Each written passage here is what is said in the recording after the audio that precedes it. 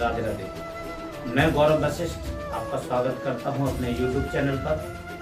आज का विषय है माता कैकेयी। माता कैकेयी के क्या स्वप्न थे और माता कैकेयी के जीवन का क्या लक्ष्य था, आज उसके विषय में मैं चर्चा करूंगा।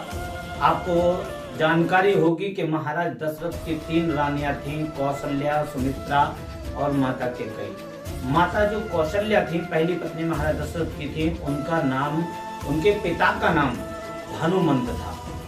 कौशल्या माता के पिता का नाम, और जो सुमित्रा थी, सुमित्रा के पिता का नाम था मगध, और माता कैकेयी जो थी उनके पिता का नाम था अश्वपति। कैकेयी देश के राजा थे, उनकी कन्या का नाम था कैकेयी। जैसे कि हमारे यहाँ हम अपनी बेटी को बहुत ज्यादा प्रेम और स्नेह से पालन पोषण करते हैं, और पालन पोषण करने के बाद में हम उन्हें उनकी इच्छा से वस्त्र वेशभूषा उनका धारण कराते हैं, वैसे ही माता कैकेयी भी महाराज अश्वपति के यहाँ पर एक राजकुमार के भेष में रहती थी। जैसे एक राजकुमार का पालन पोषण होता है ना, वैसे ही माता कैकेयी का पालन पोषण हुआ। युद्ध कला में माहिर थी माता कैकेयी को वीरांगना कहा गया है।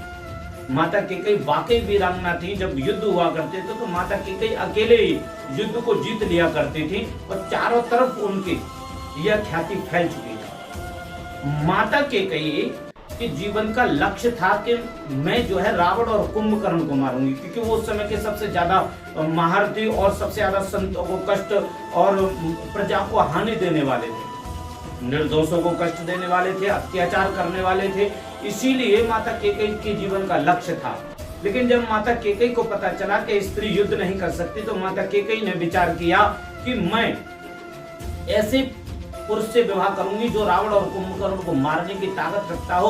और उस समय के चक्रवर्ती सम्राट थे महाराज दशरथ। महाराज दशरथ के विषय में सुनने में आया कि जहां से सूर्य उदय हुआ होता है और जहां सूर्य अस्त होता है, वहां तक का संपूर्ण राज्य था। चक्रवर्ती सम्राट महाराज दशरथ थे। महाराज दशरथ के विषय में हम जितनी भी बात कहें कम है। सुरपति बसहि बाहुबल जाके, यहाँ तक लिखा है रामचरितमानस में कि महाराज दशरथ के भुजाओं के बल के नीचे देवराज इंद्र निर्भय होकर अपना शासन चलाते हैं। इतनी बड़ी बात रामचरितमानस में महाराज दशरथ की प्रशंसा के तौर पर लिखी गई है। और तो और जब माता कैकेयी के विषय की बात आती है, तो माता कैकेयी ने विचार किया कि जो रावण कुंभकर्ण को मारने की ताकत रखता होगा, मैं उस योद्धा के साथ विवाह करूंगी। और वो थे महाराज दशरथ, क्योंकि उस समय सबसे ज्यादा ख्याति महाराज दशरथ की और सबसे बड़े योद्धा भी, क्योंकि सबसे ज्यादा नाम था। इसीलिए माता कैकेयी के मन में यह विचार था कि जब भी कभी अगर संयोग बना तो मैं महाराज दशरथ से जरूर विवाह करूंगी। लेकिन एक दिन माता कैकेयी शिकार खेलने के लिए गई, और जिस समय शिकार खेलने के लिए गई तो उन्होंने क्या देखा, एक तीर जा रहा है। उन्होंने उस तीर को जाते हुए देखा, तो माता कैकेयी ने यह विचार नहीं किया कि ये तीर किसने छोड़ा है, और यह भी नहीं विचार किया कि ये तीर जा कहां रहा है। जैसे ही तीर को देखा, उन्होंने अपने तरकस से एक तीर निकाला और उस तीर के खंड कर दिया। जब तीर का खंडन कर दिया और तीर जब नीचे गिर गया, तब उनकी दृष्टि एक सिंह पर पड़ी, जो कि तीर जो था वो सिंह को मारने के लिए जा रहा था, और महाराज दशरथ ने छोड़ा था वो तीर। महाराज दशरथ ने वो तीर छोड़ा था। लेकिन माता कैकेयी को जैसे ही पता चला सिंह की ओर तीर जा रहा था, उन्होंने तुरंत एक तीर और निकाला और तुरंत ही उस सिंह को मार दिया। महाराज दशरथ ने जैसे ही इतने बड़े योद्धा को देखा कि शायद कोई योद्धा है, और उस राजकुमार का भेष तो धारण कर ही रखा था माता कैकेयी ने, इसलिए महाराज दशरथ ने आकर प्रणाम किया। और जैसे ही प्रणाम किया कि हे राजकुमार, मैं आपको प्रणाम करता हूँ, आपकी वीरता को, आप कौन है, अपना परिचय दें। लेकिन कैकेयी स्त्री स्वभाव के कारण वो हंस गई, जिससे कि महाराज दशरथ को क्रोध आ गया, और उन्होंने कहा कि आप हंस रहे हो, मैंने आपको प्रणाम किया है। तो उन्होंने कहा मैं भी क्षमा चाहती हूँ, लेकिन मैं अश्वपति राजा की कन्या हूँ और मेरा नाम कैकेयी है। तब उन्होंने अपना परिचय दिया महाराज दशरथ ने कि मैं चक्रवर्ती सम्राट महाराज दशरथ हूँ, और मुझे बड़ी प्रसन्नता है कि आप इतने वीर हैं। और उनको वहीं पर छोड़कर महाराज दशरथ चले गए। लेकिन उनकी सहजता और उनका क्रोध और उनका बल दोनों चीज देखकर माता कैकेयी ने घर आकर अश्वपति राजा पिता को कहा कि पिताजी, मैं महाराज दशरथ के साथ विवाह करना चाहती हूँ। अश्वपति राजा ने गर्ग जी को बुलाया और गर्ग जी के माध्यम से एक पत्रिका लिखी, जिस पत्रिका में एक प्रतिज्ञा, एक शर्त रख दी कि अगर यदि हमारी कन्या के साथ में अगर यदि आप विवाह करना चाहते हैं तो एक वचन देना होगा कि अगर यदि आप कन्या से उत्पन्न होने वाले भविष्य में संतान को अगर यदि आप राजगद्दी पर बैठाएंगे तो ही हम अपनी कन्या का विवाह आपके साथ करेंगे।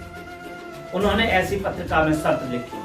जब शर्त वहां पर पहुंचे तो महाराज दशरथ ने देखा, लेकिन उस समय तो कोई संतान थी नहीं, तो उन्होंने कहा कोई बात नहीं, अगर यदि इसके द्वारा कोई संतान होती है तो हम इसकी संतान को राज का अधिकारी बना देंगे, कोई बात नहीं। और वशिष्ठ जी की अनुमति से उन्होंने उस पर अपनी मोहर लगा दी। और मोहर की पत्रिका जब वापस महाराज अश्वपति के पास में पहुंचे तो अश्वपति ने बड़ी धूमधाम से अपनी पुत्री का विवाह, कैकेयी का विवाह महाराज दशरथ के साथ में किया।